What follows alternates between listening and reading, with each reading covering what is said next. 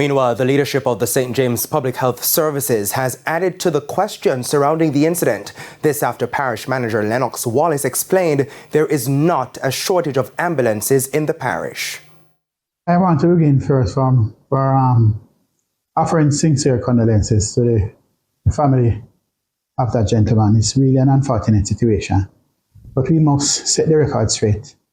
The Connery Regional Hospital has 4 spanking new ambulances that is operational at the moment. The last one was put in service just over 2 weeks ago. Those 4 ambulances is supported by another brand new ambulance that is at the St. James Health Department. A nurse is on site at that facility, I know very well.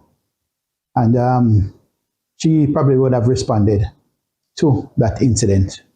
But as far as I am aware, the ambulatory services at that facility, the Montego Bay Airport, is privatized.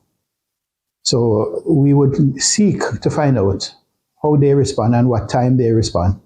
That could have provide some amount of care immediately to that gentleman.